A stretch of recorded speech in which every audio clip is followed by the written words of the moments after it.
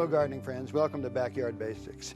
Another one of the many questions come in about succulents and cacti. You know, they're very popular these days. And so in dealing with them, you may want to learn about feeding them, and it doesn't take much. These guys are real slow growers. You might use a fish emulsion at maybe a quarter of its recommended application. So it's a very subtle amount. Some of these guys can live in the house on the windowsill, a real bright windowsill. Others can be planted right out in the garden, and those are the kind of plants we need these days, as you can imagine. So they work both ways. Now, they're tough to transplant. When you buy them, they're in a small container, they're all prickly, and so you got to get them out of there without tearing them up, because you lose the cosmetics of a good-looking cactus. And even though they look kind of rough, when they bloom, they're like orchids. They're just really gorgeous. So one of the ways that I can transplant them, and I recommend that you do this too, is to grab them.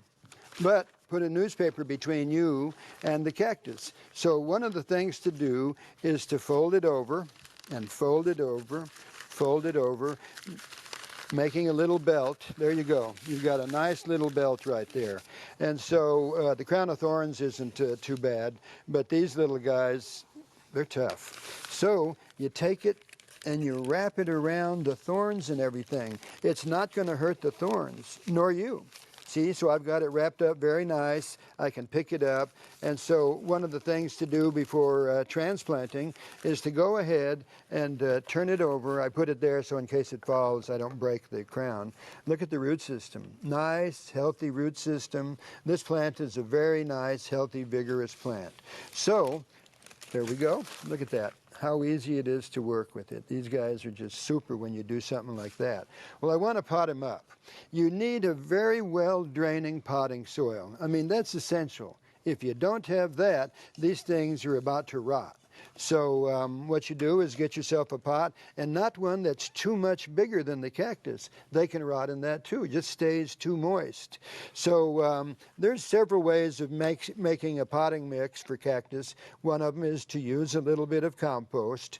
Another one is to use a little bit of the vermiculite and a little bit of perlite. These are both minerals, and they're heated up and exploded, and they hold nutrients inside of them when they're in the mix. And they provide the drainage that you're looking for.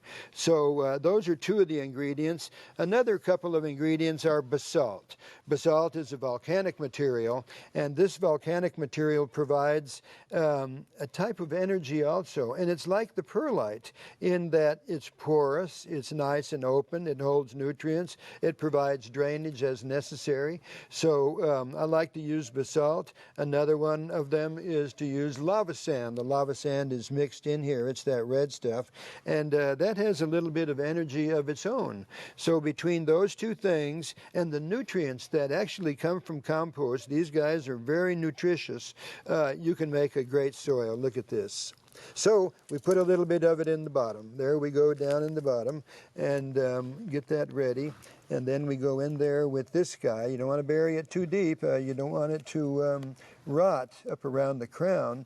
There it is. It's well placed. It's a little bit high in the soil. That's what you're looking for. And you just fill this around it. You water it in a little bit, and you've got yourself a great potting mix for cacti.